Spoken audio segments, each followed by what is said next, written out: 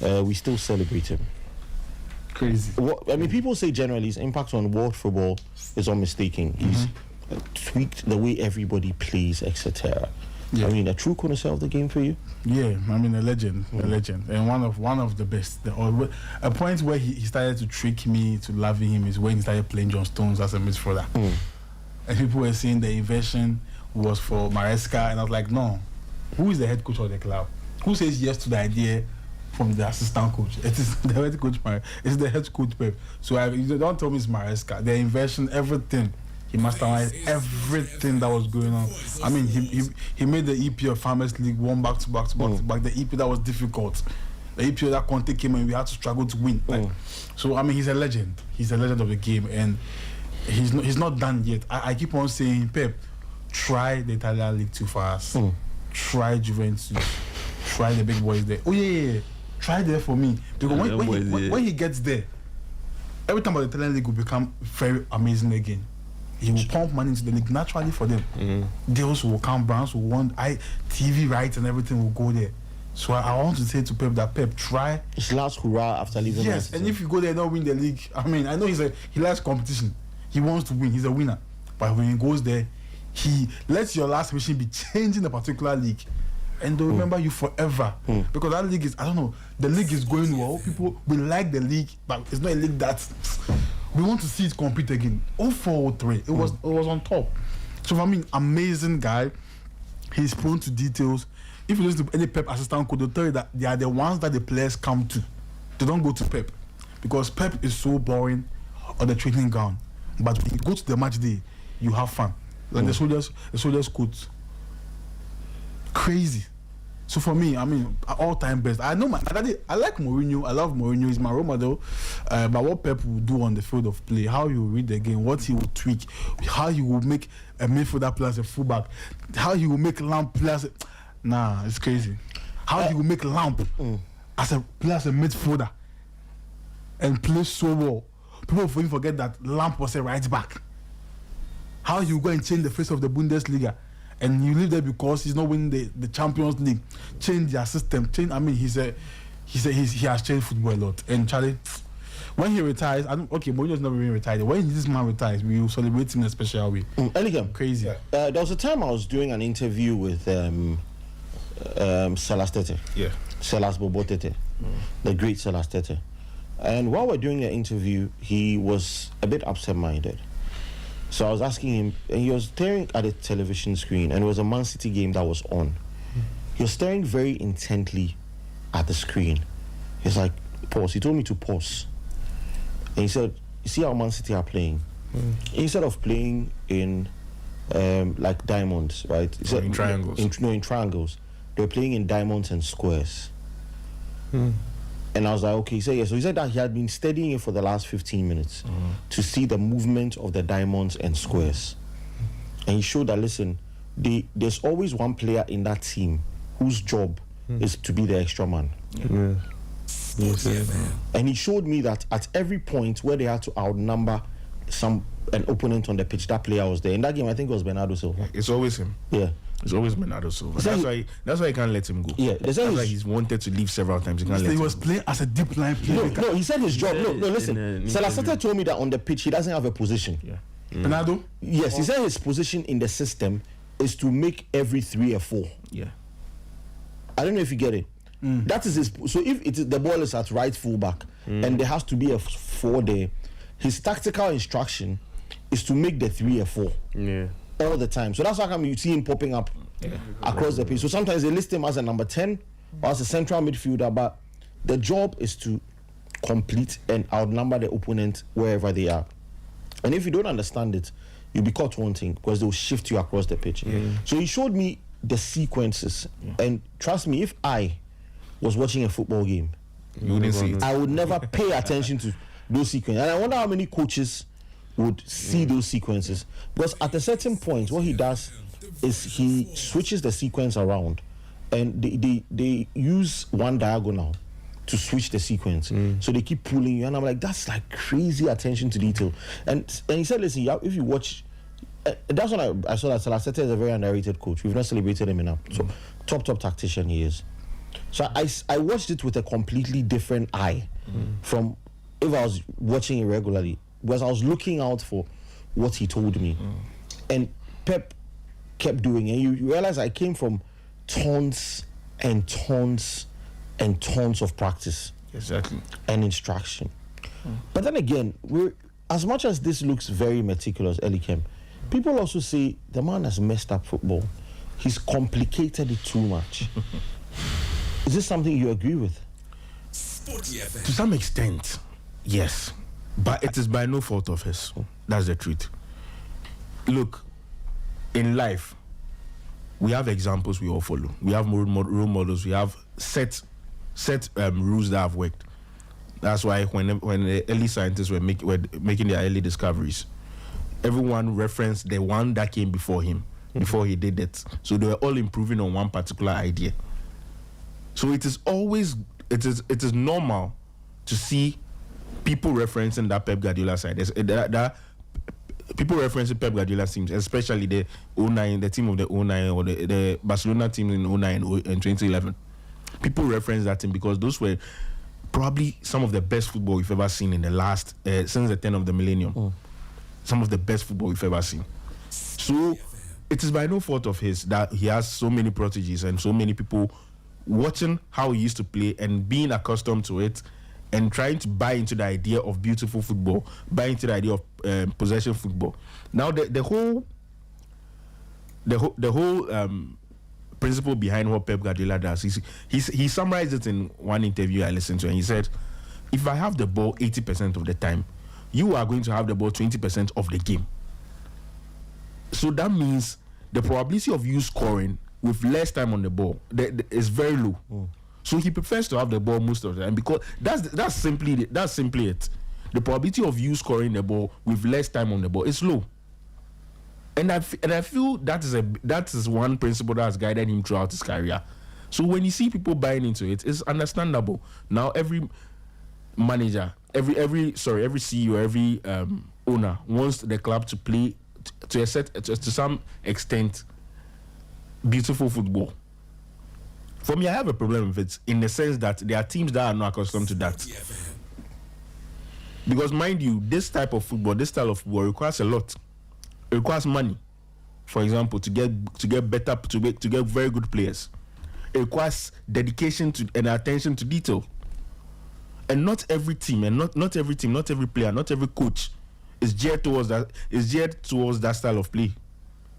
You understand? Not every coach is going to be able to be successful at that.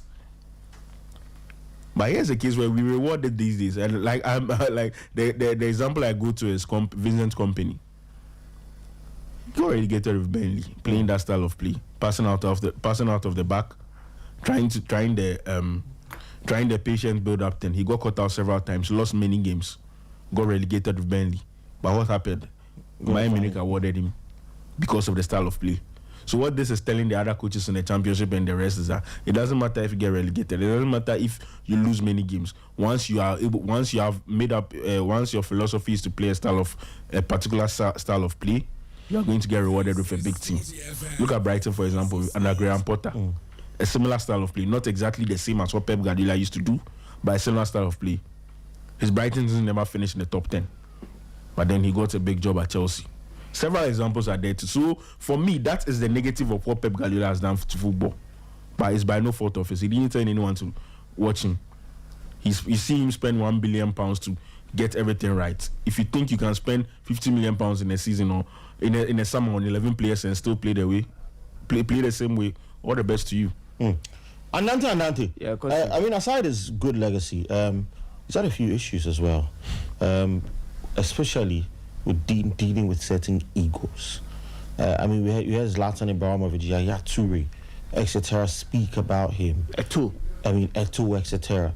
I mean, is this a major blip in what is an illustrious legacy for Pep Guardiola? I don't think so. It's something that if you are from the player's perspective, you feel like it's a bit difficult to bear, especially if you're a fan of the player. For me, I was a big fan of Ronaldinho at the time that he was coming to take over Barcelona, and then he had to sideline big players like Ronaldinho, Samuel Eto'o, Deco to introduce the new boys, the new team, the new players who revolutionized the Barcelona team. That in itself was a bold decision. Decisions are marks of a leader. Every decision you take might not go well to the affected party, but at the end of the day, how do you measure your decision? If the decision goes on well, then you are hailed for it. Now, did it go well for Barcelona as at that time? Yes, it did. They won the treble with him. They won 2 Champions Leagues with him. I think he even won 2 trebles with him. I stand to be corrected. One treble, but won 2 UCL titles with Barcelona. You get it. At the back of taking all these tough and I'll say harsh decisions, he went to Man City. Look at what he did over there. Taking away the lives of Joe Hart. It hurts me because I love Joe Hart. A lot of Man City fans were hurt, but when he comes there, he touches that player. I think aside it being performance issues, some of it or partly has to do with he trying to impose his authority in the team. And that is why some of these coaches do that. And he's not the only coach who does that. Any coach who comes into a team would want to sideline players. So even though it has some things to do with ego, it has some things with putting his authority in the team. It is something that has worked for him over the years. As he came to Man City, he is the only coach to have won them the UEFA Champions League, which has eluded them in their history. You go to what he did with Bayern Munich. I think Schweinsteiger was talking about the fact that since Pep Guardiola came there, the German ideology started changing, and then he as a player didn't like that. Every coach started then playing like Pep Guardiola, and he didn't like that. See, in this world, in every field that you find yourself, there is one man who comes in and then he changes everything. If you go into the automotive industry, the way Henry Ford will come in, we need V8. He thinks different, and then V8, no matter how difficult, no matter how impossible it looks, then V8 will be produced because he asked for it. He demanded it from his engineers. It happens, and they create it for him. If you go into the medical field, Louis Pasteur will say diseases are caused by microorganisms, and then he is able to prove it. It's something that is in the world. In every field you find yourself, there is one man who says, I think I have to do things differently, and then it will work. He comes in and he says, look, the kind of goalkeepers that we have, I think I want a goalkeeper who will add to the playing style of my team, not just saving balls, but he will be able to add up to the defensive line. It's not just isolating. So instead of being 10 men and 1 man, we're actually 11 men playing the game. And what happened? Every team started going for ball playing centre backs, ball playing goalkeepers, and even ball playing centre backs. Things started changing. Inversions started coming in, converting defenders into central midfield. Ball playing goalkeepers. Yes. We have to add that one. You get it? All these are some of the marks that he has left in football. Why? Because he chose to revolutionize the game. So exactly, I cannot say that enough. Pep Guardiola deserves everything accolade that he's getting right now. Absolutely. So he ranks up there with some of the very best to have ever done it. I mean, we've seen the likes of Ruud Gullit, also revolutionized football, etc. The likes of Arrigo Sacchi. Some of these guys had their own styles. They brought it in. I mean, would he still remain as one of the best to have ever done it for you, Kelvin? Yes. Personally, he's the best to ever. Not one of the best, for you the best. For me, he's the best. So you're saying Pep Guardiola is the best manager of all time? Yeah, for me. Oh, and what do you mean for you? I'm a big fan of Pep Guardiola. Like Messi said, but all like time, they asked him, is he the best player in the world? It's like asking which color is the most beautiful color. It's subjective. That's what Messi said. That's what Messi said. Wow. Yeah. So if Ronaldo was the one who said it, the whole world would have turned upside down. Oh, let me just say it. Pep is the all-time great. All-time great. Why am I saying this? Wow. Because yes, Ferguson has more trophies than him, but for impact, let me just say this before I even continue. I always thank God for 3 people that have impacted my life in the football world: Johan Cruyff, Guardiola, and then Messi. I think when you talk about IQ, they have the highest IQ I've ever seen. Maybe when you see someone who is intelligent, you know the way they speak, the way they act. I feel those 3 people have really stood out for me. So they've impacted my life a lot, and I try to learn from them. When I get a chance to do an interview with Pep Guardiola, what I'll do with him is that I asked him to play a game of chess. because people forget that guy wanted to be a chess grandmaster. If not for something, he would have been a chess grandmaster. His father taught him how to play chess from the beginning of or in his childhood. So I feel like Pep Guardiola is the greatest manager of all time for me. Some people might agree with me. Some people would disagree with me. Like I said earlier, it's subjective. Pep Guardiola has changed football a lot. You can't dispute that. Although he had influence from Johan Cruyff, but he has personally changed football. He keeps saying that if you want to be a good manager, you have to discover the secrets in the game and then use it to your advantage. That's what he's done. That's all he's done. You see videos in during his Barcelona days when he came back. He came from the youth team. There were videos where he was teaching them how to do the third man runs, like you said. When he told them that when you do this in the game, you win. No matter what you do, it always happens. How can a coach be so certain that in a training session you tell you that when you do this, there's nothing on earth that can change that tactics? It will work. You see, Pep Guardiola, he sees beyond what everyone sees, right? It's not as if he wanted to revolutionize the game. He wanted to win. He looked at the secrets in the game and then he used it to his advantage. That's all he did. And then he's been able to win all these trophies.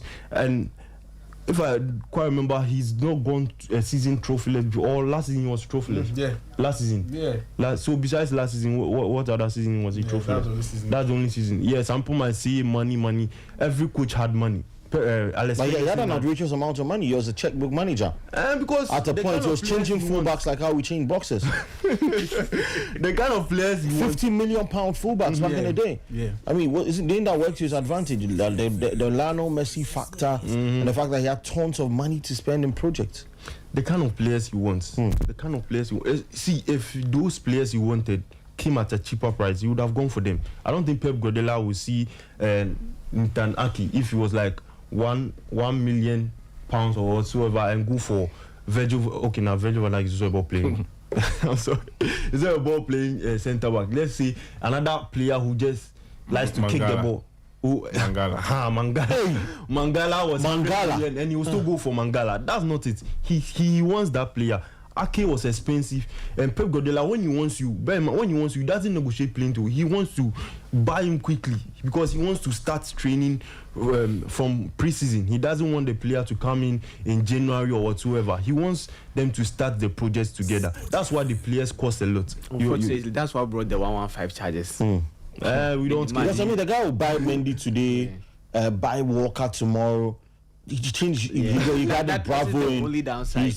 But you see, at every time in football, in the history of football, the top managers have spent money. Yes, even Ferguson, if you remember, after Blackburn won the league in '95 and Newcastle were on the rise, he went to the board and told them, "I need money to buy players. I need money to buy better players." Remember, he wanted to break the British transfer record for Alan Shearer. That's that Alan Shearer didn't come. He didn't want to join United. He opted to join Newcastle. Blackburn started the spending spree in the Premier League. Ferguson in 2008 spent £31 million on Dimitar Berbatov. Do you know what it means? He in a team that already had Tevez, Ronaldo, Rooney, and Deco. In 2008, he spent that's stacking your team. Yes. You understand? So let me finish my point. I will come to you, Kelvin. So he said, I don't think the money, though Pepper spent, he spent outrageous money. No one can doubt that. But every manager spends. So yeah. Yeah, so like I was saying, he also wanted Paulo Maldini. At the time he wanted Paulo Maldini, Ferguson. Do you think Maldini would have come at a cheap price? No.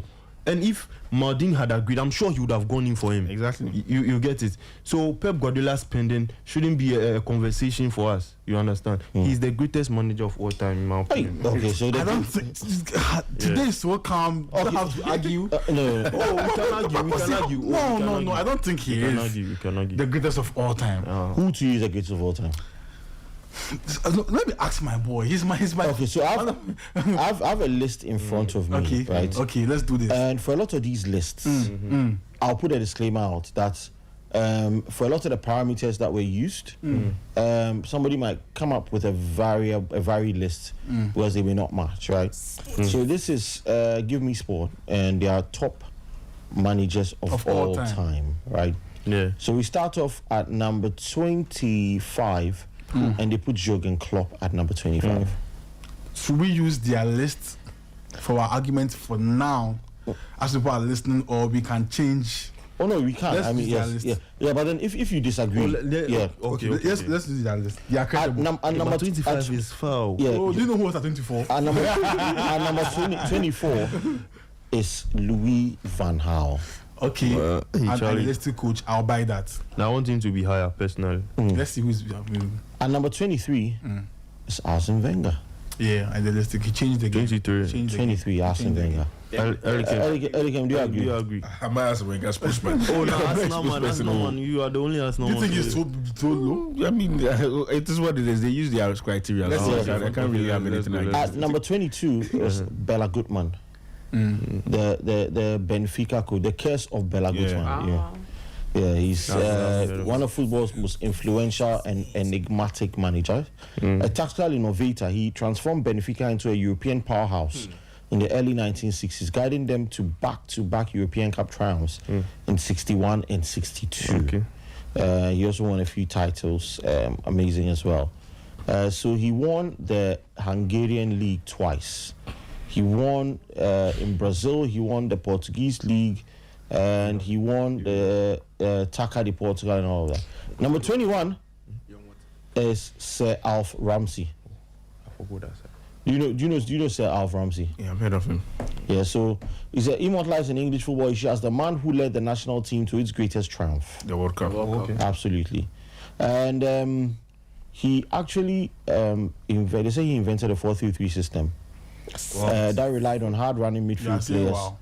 I'm sure he came from England. Yes. So he said the system when he brought it up relied more on hard running midfielders rather than natural wingers. Yeah. So he literally took natural wingers out of his game, and his fullbacks were playing as wingers in this. So he popularized that system. Number 20, Nerio Rocco. He was an AC Milan coach in the 1970s as well. A very good record. Number 19, Otmar Hitzfeld. Top coach. Bayern Munich, Borussia Dortmund. Yeah. Number 18, Miguel Munoz, coach Real Madrid as well. Number 17, Marcelo Lippi. I mean, I think the World Cup exploits would put him there. That's number 17, sorry. Number 16, Vicente Del Bosque. And at number 15, I'm sure Trapattoni is somewhere ahead. Number 15, listen, Ajo, your father is at number 15. Jose Mourinho. Jose Mourinho. Please, the source again. Give this one. No, we won't give them any sport. We won't give them football. We will give them golf. Number 14. Mourinho's at 15. 15. Number 14. They Let's listen to the names. Let's finish. Number 14, he put Bob Paisley. Who is that? Bob Paisley, legendary Liverpool Liverpool manager. manager. Yeah, What did he win? He won the Champions League 3 times. And he won the league 6 times. He's a top manager. Only in England. No, but he did it. He won the Champions League. He's a great manager. You know what it takes to win the Champions League 6 When times? they call us Kosi, when they call, they'll be shocked like I am. Yeah, because they don't know the names there. But the names there, fair enough. They don't know the name. Yeah, but Paisley is a top manager. Yeah, but He was a top Pep manager. Pep and Mourinho are close. Don Carlo are close. So if Mourinho is 15 and put They are Pep close to you. come on. How is Mourinho? Let's continue. Let's do this sport. Let's I'm sure the criteria will come Number out when you are 13. done reading it. Let's finish. Number 13 was Valery Lobanovsky. Yeah, so he coached in Ukraine, etc. Yeah, he was it's okay, the most decorated managers of all time. So he the Steely Drill Sergeant spent the vast majority of his coaching career in his native Ukraine or Russia. He won over 30 trophies. Wow. Yeah, so that's him. Then at number 12 is this man. I love him, man. He's called Brian Clough. Yes, Brian Clough. This is the best manager England never had. Have you watched, if you've not seen this movie, Brian Clough. see it. Yeah. Yeah. The Damned United. Yeah. Nottingham Forest. I watched it. Nottingham Forest, Derby County. No, I've not Yeah, seen yeah. it. No, the man took Nottingham Forest from the Championship, went to win the Premier League and the They won the Champions Champions League League. back to back. Top manager. He gets spoken highly of. Yeah. By players he coach. Example, Roy Keane. Roy Keane speaks highly of. I mean, Brian Clough is. If you, like I said, look for that movie. It's called The Damned United. I've seen clips of it. You should watch it. You understand? He's a top manager. He is. We should have a show about football movies. Yeah. I think next week we should all put our football movies on a list. I watched one. Let me see one. I don't know. I watched Moneyball. Is so boring, but I watched not Moneyball. I watched one. The keeper, a goalkeeper, like the old days, how he became one of the best keepers in the world. The wife made him stress. I don't know what it is, but it's a goalkeeping movie. It was about the war. Yeah, the war. How goalkeepers were. I've forgotten the title. It was crazy. It was crazy. Anyway, so That movie Brian has Clough. higher ratings though. Then number 11, Giovanni Trapattoni. Trapattoni, I said it. Trapattoni, Number 11. Hey, that let's guy give you is sports. Number 10 is another one who was great in Italy, Arrigo Sacchi. Like he defined a Elias generation. brought a lot of coaches back then. Purely deserved from Number 9, Sir Matt Busby, great man. Manchester United. Yeah. Coming back from that tragedy and winning the Champions League. Yeah. Great manager. Number 8, Ernest Happel, another very good coach. Yeah. He was the first manager to win the European Cup with 2 different clubs, Okay. having guided both Feyenoord and Hamburg to glory in 70 and 83 respectively. And he's also one of the 6 managers to have won league titles in at least 4 countries. Wow. So now you understand why Mourinho is. Yeah, you know. Colleague, Have you Mourinho said has done the Ancelotti same yet? thing though. No, he has, but they say he's one of the 6 managers Okay. to have won league titles in at least 4 countries, doing so with the Dutch side final, German Alfred Hamburg, Belgium's Club Brugge, and Austria's Swarovski Mourinho Tirol. Now, maybe because of the teams he won them with, probably.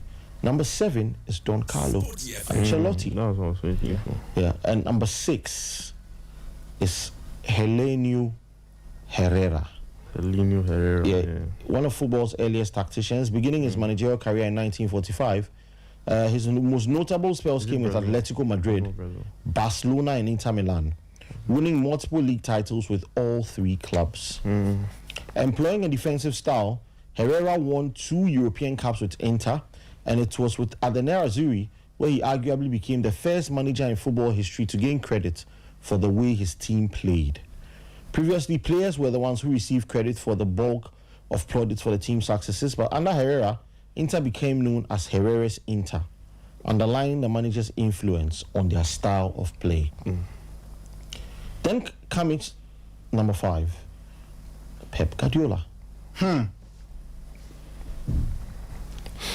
Well, number 4, they put Bill Shankly. They put Bill Shankly before Pep Guardiola. Charlie. These guys. Then number 3, Johan Cruyff. Number 2, Rhinos Michels. You do know Rhinos Michels? Yeah, I do. He's the creator of Total Football. Total football. Absolutely. Then Coach the Dutch team. Then they put Alex Ferguson at number 1. So Almost how every list. is Pep your all time? Every list puts How Ferguson is number one. how is Pep your all My time? all time. So Ferguson should Ferguson get was this. number one over there, right? And he's my number 1. So Ferguson. He's coached Lekam's for how number many 1. years? His course is My number 1. is debatable. Who's your number 1? My number 1 is still debatable. It's up in the air. I'm just Let us know. Okay, but my number 1 is it's still between Pep and Ferguson because I feel like Ferguson has a 40-year career under his belt. That's what I And we wanted are comparing to Pep say. Guardiola's 15.